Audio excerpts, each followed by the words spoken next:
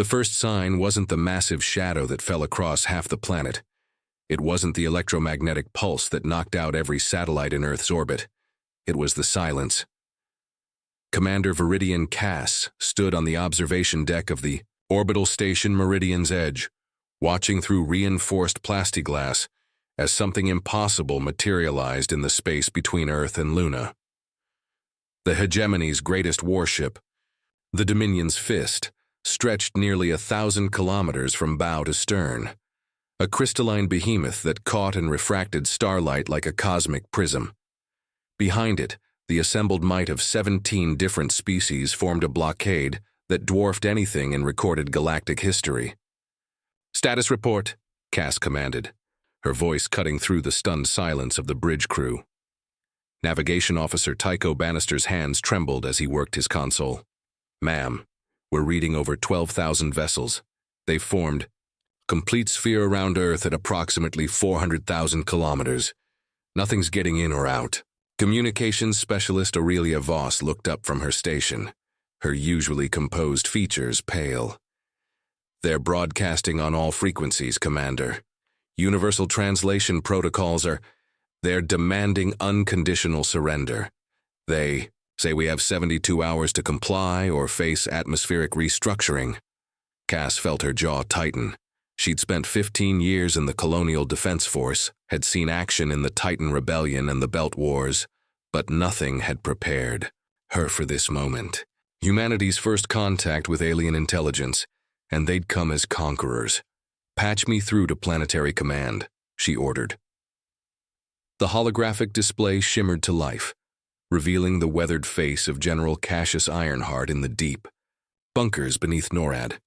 Behind him, the greatest military minds of Earth worked frantically at their stations. "Viridian," Ironheart's voice crackled through the quantum entanglement communicator.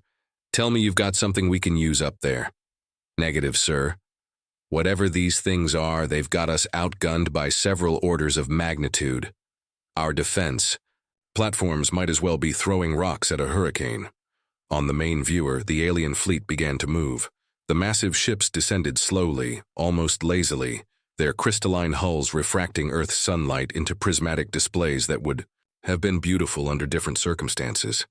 They settled into a lower orbit, just at the edge of the mesosphere. "They're positioning themselves at the Karman line," observed Dr. Lysander Thorne, the station's chief atmospheric physicist. "Approximately 100 kilometers altitude. If they intend to bombard the surface..." He didn't need to finish. "From that position, they could rain destruction on every major population center while remaining safely above the bulk of Earth's atmosphere." What the aliens hadn't counted on was humanity's greatest weapon, their complete inability to understand when they were beaten. "Sir," Cass said to General Ironheart, "I'm reading some unusual atmospheric disturbances around their formation.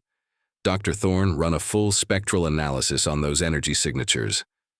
As the alien warships settled into their siege positions, something extraordinary began to happen. The crystalline hulls that had seemed so magnificent in the vacuum of space began to react to Earth's unique atmospheric composition. The first signs were subtle, minor fluctuations in their energy readings, slight variations in their formation keeping. "Commander," Dr. Thorne's voice carried a note of excitement that seemed wildly inappropriate given their circumstances. "You need to see this. Their hull composition, it's some kind of programmable matter, but it's resonating with our atmospheric nitrogen-oxygen mixture in ways I don't think they anticipated." The aliens had made their first mistake. They'd assumed that a planet's atmosphere was just empty space with a few trace gases. They'd never encountered a world where the very air itself could become a weapon.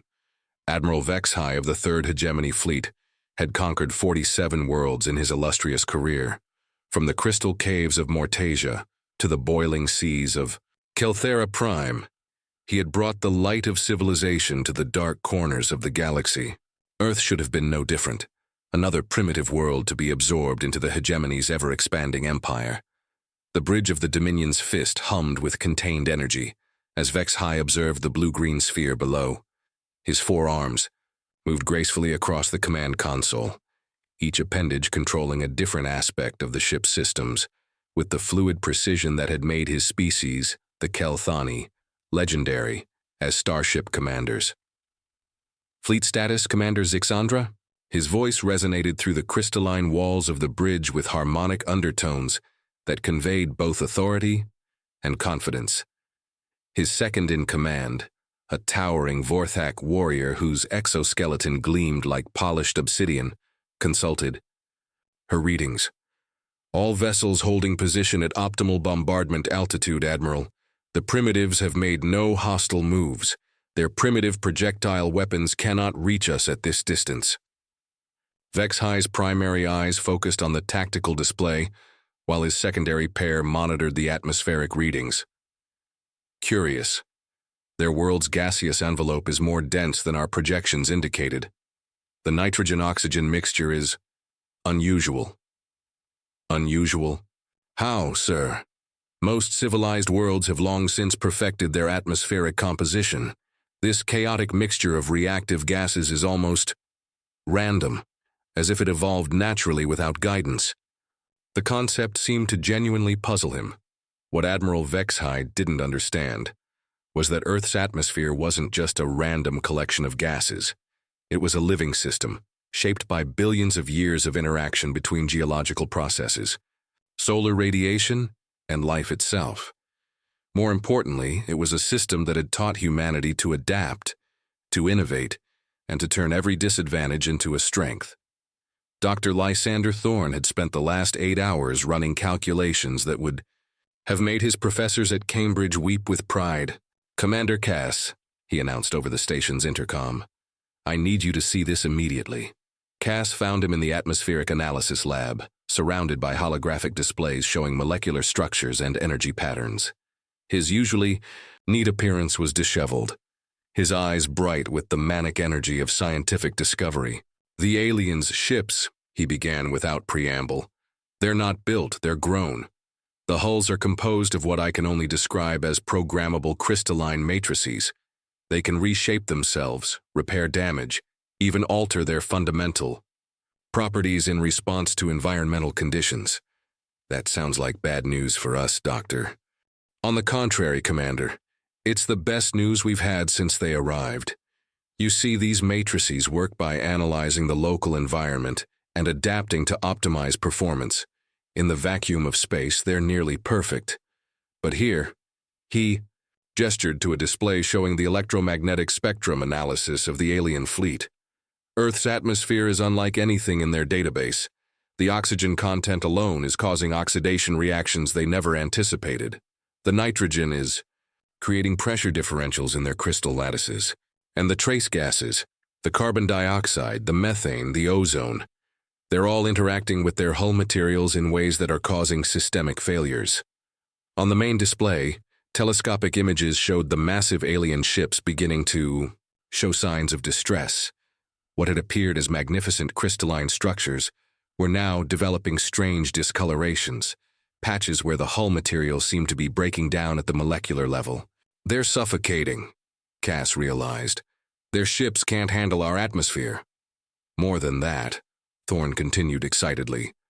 "The breakdown products from their hull degradation are creating a feedback loop. As their ships deteriorate, they're releasing particles that are making our atmosphere even more toxic to their technology." In the depths of the Dominion's fist, Admiral Vexhi was beginning to realize that his fleet was in trouble. Warning indicators cascaded across his command displays as ship after ship reported critical systems failures. The hull integrity monitors showed patterns he'd never seen before. Not damage from weapons or cosmic radiation, but a steady, inexorable dissolution of the ship's basic structural materials. "Report," he commanded, his harmonic voice now carrying undertones of concern.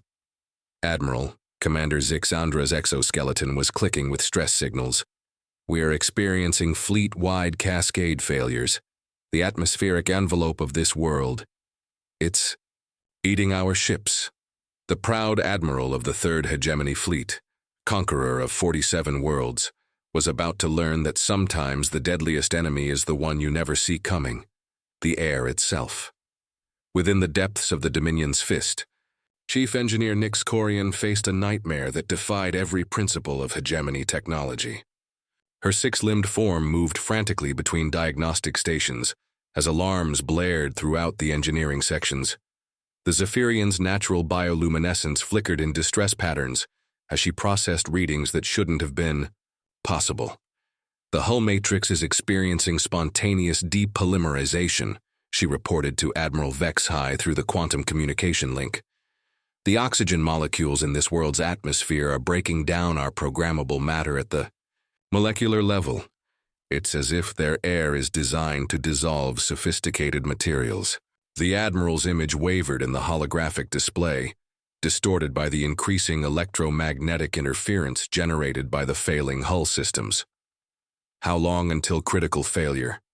At current degradation rates, 6 to 8 rotations. Admiral, maybe less if the process accelerates.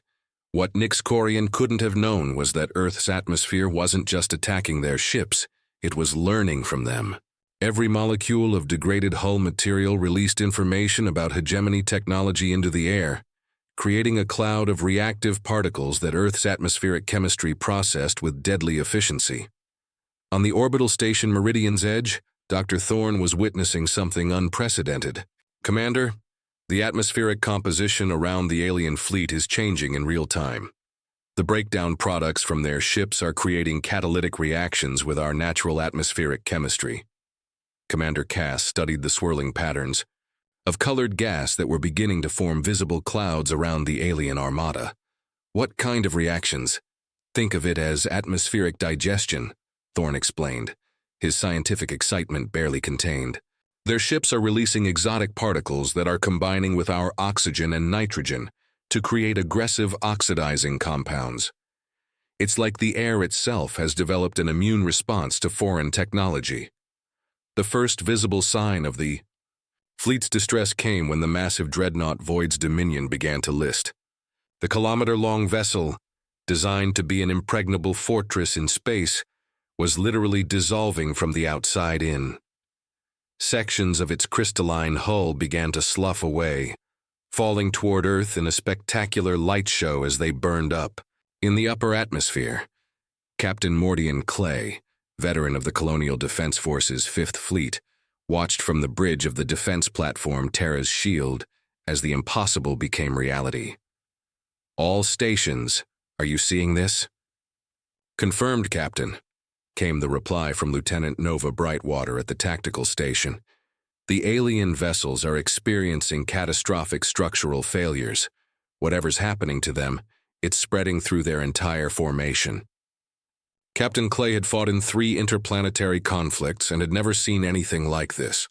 Ships that had seemed invincible were breaking apart like sandcastles in a hurricane. But this wasn't random destruction. There was a pattern too. As if Earth's atmosphere was systematically taking apart the alien technology piece by piece. Aboard the flagship, Admiral Vexhai made a decision that went against every strategic principle he'd learned in his centuries of military service. All ships, emergency ascent to safe distance. We retreat to beyond the atmospheric envelope. But it was too late. The degradation cascade had reached critical mass. Commander Zixandra's voice carried harmonics of panic as she reported from the tactical station. Admiral, we cannot achieve escape velocity. The hull failures have compromised our quantum drive systems. The atmospheric particles are infiltrating our ship's internal systems through the ventilation networks. The Dominion's fist shuddered as another section of its outer hull simply dissolved, releasing clouds of exotic matter that glowed briefly before being absorbed by Earth's hungry atmosphere. The atmospheric chemistry was now actively hunting for alien technology, seeking out and breaking down anything that didn't belong to Earth's natural order. Dr. Thorne's voice crackled through the communication systems of every human ship and station in the solar system. All vessels maintain current positions. The atmospheric reaction is accelerating. The alien fleet is trapped in a chemical breakdown process that's feeding on itself. Every ship that fails releases materials that make the process more efficient. On Earth's surface, billions of people looked up at the night sky to see something impossible. The stars were falling. But these weren't meteors. They were the pieces of the most powerful armada the galaxy had ever assembled, being methodically dissolved by the air they breathed every day. Admiral Vexahai stood in the command center of his disintegrating flagship, watching his career and his fleet die around him. In all his conquests, he had never encountered a world that fought back with its very essence. The primitives of Earth hadn't fired a single shot, yet they were winning the most decisive victory in galactic history. The atmosphere was eating his fleet alive, and there was nothing his superior technology could do to stop it. The breakdown of the hegemony fleet had entered what Dr. Thorne termed aggressive catalytic phase. From his observation post aboard Meridian's Edge, he watched in fascination as Earth's atmosphere developed what could only be described as an appetite for alien technology. The process has become self-sustaining, he explained to the assembled commanders via quantum link. Each ship that degrades releases exotic particles that make the atmospheric chemistry more aggressive toward the remaining vessels. It's like a virus spreading through their formation. General Ironheart's holographic image flickered, with electromagnetic interference generated by the dying alien ships. Doctor, are we looking at any danger to Earth's biosphere? Negative, sir. In fact, the opposite appears to be true. Our atmosphere is incorporating the alien materials and converting them into compounds that are actually beneficial to Earth's natural chemistry. The oxygen content in the upper atmosphere has increased by 0.03% in the last 6 hours. Captain Evelyn Stormwind, commander of the Lunar Defense Installation Tycho Base, had the best view of the catastrophe unfolding in Earth's upper atmosphere. Command, I'm registering complete structural failure across 60% of the alien fleet. The larger vessels are breaking apart in sequence, starting with the outermost ships and working inward. The pattern of destruction was eerily beautiful. As each vessel succumbed to atmospheric dissolution, it created cascading light displays, as exotic materials burned away in chemical reactions that had never occurred before in the galaxy's recorded history. The upper atmosphere around Earth began to glow with aurora-like phenomena, as alien technology was systematically converted into harmless atmospheric components. Aboard the dying Dominion's Fist, Admiral Vexahai made a final attempt to save his fleet. All functional vessels, implement emergency hull reconfiguration. Switch to atmospheric resistance mode. Chief Engineer Nyx Corian's bioluminescence had dimmed to barely visible levels as her ship's life support systems began to fail. Admiral, the hull matrix cannot adapt fast enough. The atmospheric chemistry is changing faster than our programmable matter can compensate. It's as if their air is learning to counter our adaptations. That assessment was more accurate than she knew. Earth's atmosphere, shaped by billions of years of chemical evolution, was treating the alien ships like any other foreign substance that needed to be processed and neutralized. The planet's natural atmospheric chemistry was performing the same function it had always performed, maintaining chemical balance and eliminating threats to the biosphere's stability. Commander Cass watched from the observation deck as another massive warship, the Stellar Annihilator, began its death spiral toward Earth. Dr. Thorne, will these ships impact the surface? No, Commander. The atmospheric breakdown process is so efficient that by the time any debris reaches the troposphere, it's been completely converted to harmless atmospheric gases. Earth is literally digesting these ships and converting them into breathable air. The irony wasn't lost on anyone. The most powerful armada in galactic history was being turned into the oxygen that humanity breathed. On the surface, Dr. Wilhelmina Crestfall stood in the observatory of the Atacama facility, watching through the world's most powerful telescopes as alien technology, worth more than the economic output of entire star systems, simply evaporated into Earth's hungry atmosphere. Her atmospheric chemistry models had predicted this possibility, but seeing it happen was beyond her wildest scientific dreams. The atmospheric composition is stabilizing into a new equilibrium, she reported to the global scientific community. The alien materials are being integrated into Earth's natural atmospheric cycles. In effect, their fleet is becoming part of our planet's atmosphere. The few remaining functional ships of the hegemony fleet had clustered around the Dominion's fist, trying to create some kind of protective formation. But the atmospheric chemistry was relentless. Like an ocean tide dissolving sandcastles, Earth's air continued its methodical destruction of alien technology. Admiral Vexhai stood alone on his command deck, his forearms hanging limp as he watched the greatest military force in known space, being consumed by something as simple as the air around a primitive planet. His tactical displays showed the inevitable, complete fleet loss within the next rotation period.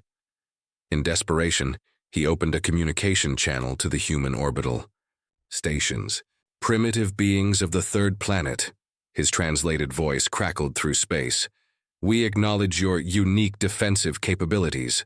We propose immediate withdrawal from your system." Commander Cass looked at General Ironheart's hologram, then back at the dissolving alien fleet. "Admiral," she replied, "I don't think you understand. You can't withdraw. Your ships are already part of our atmosphere. You're not going anywhere." The hegemony's greatest admiral realized with growing horror that his fleet hadn't just been defeated. It had been consumed. The transformation of the hegemony fleet from conquering Armada to atmospheric components had entered its final phase. What remained of Admiral Vexhai's once mighty force now resembled a collection of skeletal frameworks, their crystalline hulls reduced to ghostly outlines that flickered with dying energy signatures. Dr. Lysander Thorne stood before the emergency session of Earth's Unified Science Council, presenting findings that would rewrite atmospheric physics textbooks. The alien fleet's programmable matter has been completely integrated into our atmospheric system. But more remarkably, the integration appears to have enhanced Earth's natural atmospheric processes. Director Apollonia Nexus of the Global Atmospheric Monitoring Network leaned forward in her chair. "Enhanced how, Doctor?" "The oxygen-generating capacity of our upper atmosphere has increased by 12%.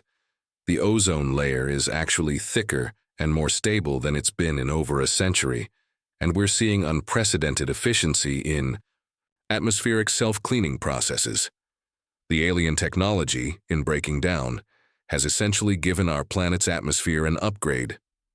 From his command post on Meridian's edge, Commander Cass watched the final death throes of the Dominion's fist. The massive flagship was now little more than a wireframe outline, its solid matter having been converted into atmospheric gases that swirled in beautiful, iridescent patterns around Earth's upper atmosphere. "Admiral Vexhai," she called through the quantum communication link, "this is your final opportunity to abandon ship.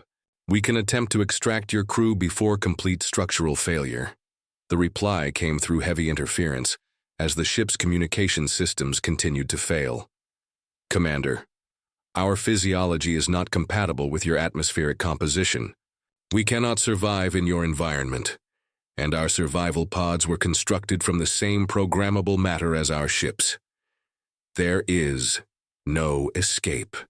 The Kelthani Admiral's resignation carried through the translation protocols, but underneath it was something else, a growing understanding of what they had encountered.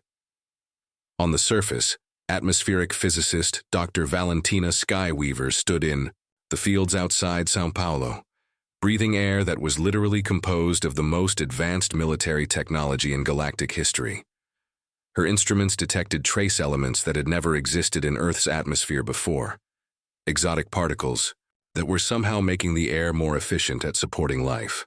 "The atmospheric integration is complete in this sector," she reported to the Global Monitoring Network. "The air quality readings are extraordinary. It's as if the atmosphere has been optimized for biological life support." The last of the alien ships finally succumbed to Earth's relentless atmospheric chemistry. The Dominion's fist collapsed into a cloud of glowing particles that dispersed into the upper atmosphere like cosmic dust, its matter joining the great cycle of Earth's atmospheric circulation. Admiral Vexhai's final transmission came through as a barely coherent whisper. "To the beings of Earth, you have achieved something unprecedented in galactic history. You have defeated the hegemony without firing a weapon. Your world has consumed our greatest fleet and made itself stronger. Tell the galaxy, Tell them that Earth is not to be conquered. It consumes its enemies and grows stronger. From their remains, the communication ended as the last traces of the flagship dissolved into breathable air. Commander Cass stood in the observation lounge of Meridian's edge, looking down at Earth's blue-green surface as atmospheric currents carried the remains of 12,000 alien warships around the globe in great streaming patterns that resembled the aurora borealis. The most powerful military force in known space had become part of the air that sustained human life. "Status report," she requested from her science officer. "All alien vessels completely integrated into atmospheric composition." Lieutenant Meridian. Astral reported. "No debris, no environmental contamination. The atmosphere has processed their entire fleet into components that are not only harmless, but actually beneficial to Earth's ecosystem." General Ironheart's voice came through the quantum link from his deep command bunker. "Ladies and gentlemen, we've just witnessed the most decisive military victory in human history, and we didn't fire a single shot. Our planet's own atmosphere defeated the most advanced armada in the galaxy by simply breathing on them." The implications were staggering. Earth hadn't just defended itself. It had demonstrated that any attempt to invade would result in the attacking force being literally consumed and converted into resources that made the planet stronger.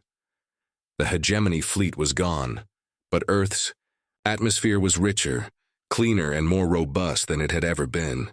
The alien admiral's final words proved prophetic. Earth had consumed its enemies and grown stronger from their remains. In the weeks following the complete atmospheric integration of the hegemony fleet, Earth's scientists made discoveries that fundamentally changed humanity's understanding of their world. Dr. Lysander Thorne's initial findings had been just the beginning of a revelation that would reshape human civilization. The Global Atmospheric Research Consortium established a headquarters in the former CERN facility, now converted into the most advanced atmospheric physics laboratory in human history. Dr. Thorne, Dr. Skyweaver, and Dr. Crestfall led teams analyzing the transformed atmosphere using instruments that could barely measure the subtle but profound changes. The alien programmable matter didn't just dissolve, Dr. Thorne explained to the assembled world leaders via holographic conference. It integrated with Earth's atmospheric chemistry at the quantum level. What we're seeing is a form of technological evolution that has never been documented. President Galahad Sterling of the North American Federation frowned at the readings displayed on his screen. "Doctor, are you telling us that our atmosphere is now artificial?" "Not artificial, sir. Enhanced. The alien technology has bonded with natural atmospheric processes, creating what we can only describe as a hybrid system. Earth's atmosphere is still entirely natural, but it now possesses capabilities that were previously theoretical." Dr. Skyweaver stood before a massive display showing real-time atmospheric composition across the globe. "We're documenting phenomena that shouldn't be possible. The atmosphere is actively self-regulating in ways that go far beyond natural processes. It's optimizing itself for maximum biological support efficiency." Commander Cass, now promoted to Admiral of Earth's Orbital Defense Network, watched from the observation deck of the newly constructed station Terra's Guardian. Below her, Earth's atmosphere showed subtle color variations that had never existed before, faint prismatic effects where the integrated alien technology created micro-reactions that enhanced atmospheric performance. Admiral, her science officer, Captain Orion Dawnbreaker, approached with a data pad. "We are receiving long-range communications from deep space, multiple sources, all hegemony frequencies. The main view screen activated, showing a dozen different holographic figures representing various species from across the galaxy." Admiral Cass recognized the angular features of Kelthani commanders, the crystalline structures of Vorthak leaders, and several species she'd never seen before. The lead figure, a Kelthani with ceremonial military markings, spoke first. "I am Fleet Admiral Zor Thanis of the Hegemony High Command. We are initiating formal diplomatic contact regarding the fate of our Third Fleet. This is Admiral Cass of Earth Defense. Your Third Fleet was destroyed attempting to invade our system. A ripple of harmonic communication passed between the alien figures before Zorthanis continued. Admiral, our records indicate that 12,000 vessels and 4 million crew members entered your system. Our deep space monitoring detected no weapons fire, no explosions, no debris fields. Our fleet simply vanished. Your fleet was consumed by our planetary atmosphere, Cass replied matter-of-factly. Their hulls were incompatible with Earth's atmospheric chemistry and dissolved completely. The silence that followed was broken by a different alien, one whose species resembled living crystal formations. Admiral Cass, I am Nexarch Velmaron of the Crystal Consciousness. Are you stating that your planet's gaseous envelope destroyed our most advanced military technology through natural chemical processes? That's correct. Another wave of harmonic communication passed between the aliens. Admiral Zorthanis leaned forward, his 4 eyes focused intently on the display. Admiral, in 10,000 years of galactic civilization, nothing like this has ever been recorded. Worlds are conquered by superior technology or defended by military might. Natural planetary systems do not consume advanced fleets. Dr. Thorne's voice came through the communication system as he joined the conference from the research facility. Fleet Admiral, Earth's atmospheric chemistry is unique in the galaxy. Our planet evolved a gaseous envelope optimized for aggressive chemical processing. When your fleet entered our atmosphere, it triggered natural processes that treated your ships as foreign substances to be neutralized and integrated. Integrated? The crystal being Velmaron seemed to pulse with different colors. You mean our fleet still exists? Your fleet's matter has been completely incorporated into Earth's atmospheric system, Dr. Thorne continued. The programmable matter from your ships has bonded with our natural atmospheric chemistry, creating enhanced capabilities while maintaining complete biological compatibility. The implications hung in the cosmic silence. Earth had not just defended itself, it had demonstrated the ability to consume and integrate the most advanced technology in the galaxy, making itself stronger in the process. Admiral Zorthanis finally spoke, his voice carrying new harmonics of respect and wariness. Admiral Cass, the Hegemony Council requires formal clarification. Is Earth capable of consuming any fleet that approaches your world? Admiral Cass looked down at her planet, where wisps of cloud carried the integrated remains of alien technology around the globe in endless atmospheric currents. Fleet Admiral, I believe we've already answered that question. Would you like to test our atmosphere's capabilities with another fleet? The galactic silence that followed was answer enough. 6 months after the atmospheric consumption of the Hegemony's third fleet, Earth had become the most talked-about world in galactic civilization. The Sol system, previously unknown to most spacefaring species, now appeared on every star chart with a warning that would reshape interstellar politics forever. Atmospheric hazard, fleet consumption documented. Admiral Cass stood in the command center of Terra's Aegis, the newest and most advanced orbital platform humanity had ever constructed. Through the viewports, she could see the steady stream of alien vessels maintaining respectful distances well beyond Earth's atmospheric envelope. They weren't invaders.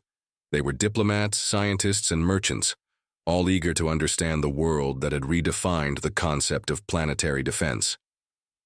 Status report on the diplomatic fleet, she requested. Captain Dawnbreaker consulted. His displays. 17 vessels representing 12 different species, all maintaining position at 2 million kilometers. The Hegemony Diplomatic Corps is requesting permission to establish a permanent embassy on Luna. The irony wasn't lost on Cass. The same military alliance that had come to conquer Earth was now begging for the privilege of setting up a diplomatic mission in the system they'd tried to destroy.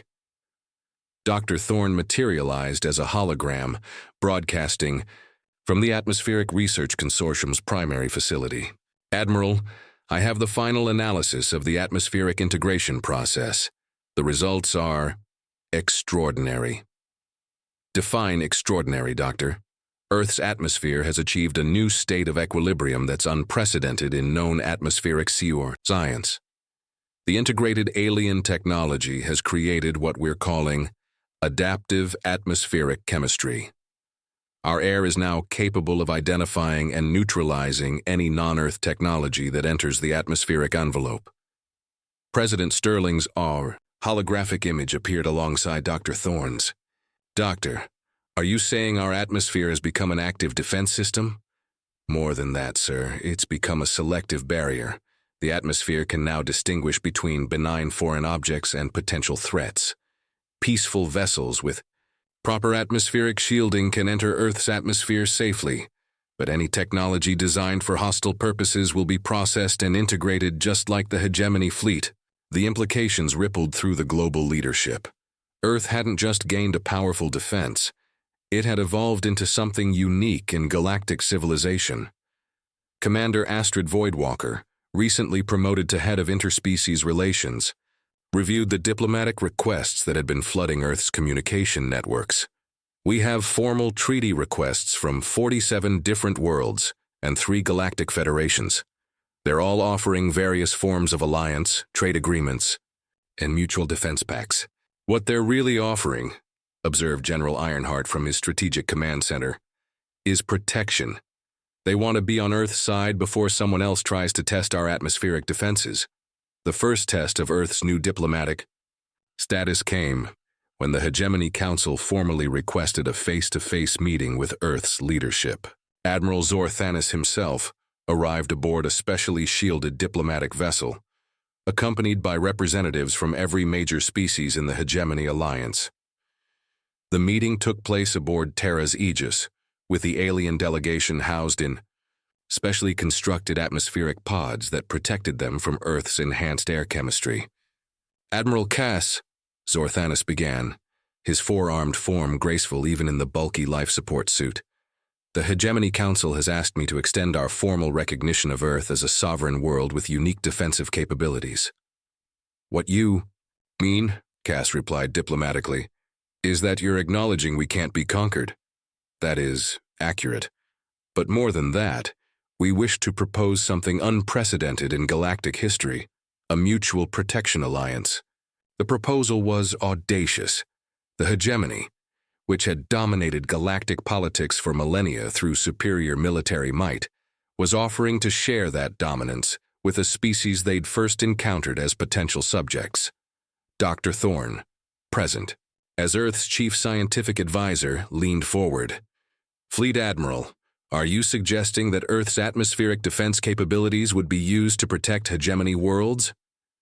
In exchange for full access to hegemony technology, scientific knowledge, and trade networks, yes. We would be partners rather than conquerors and conquered. The negotiations that followed established the template for Earth's emergence as a galactic power. The planet that had defeated invasion through the simple act of breathing became the cornerstone of a new interstellar alliance based not on military conquest but on mutual benefit and protection. As the months passed, Earth's enhanced atmosphere continued to evolve, incorporating trace amounts of technology from visiting peaceful vessels and using that information to become even more sophisticated in its ability to distinguish friend from foe. Standing on the observation deck of Terra's Aegis a year after the original invasion, Admiral Cass watched as ships from dozens of worlds moved safely through Earth's atmosphere, their hulls protected by technology that worked in harmony with the planet's unique atmospheric chemistry. Status report, she requested from Captain Dawnbreaker. All systems nominal, Admiral. Earth's atmosphere is stable, defensive capabilities optimal, and diplomatic relations proceeding smoothly with 43 different worlds. Cass smiled as she looked down at Earth, where the afternoon sunlight revealed the faint prismatic effects that were all that remained visible of the most powerful armada in galactic history.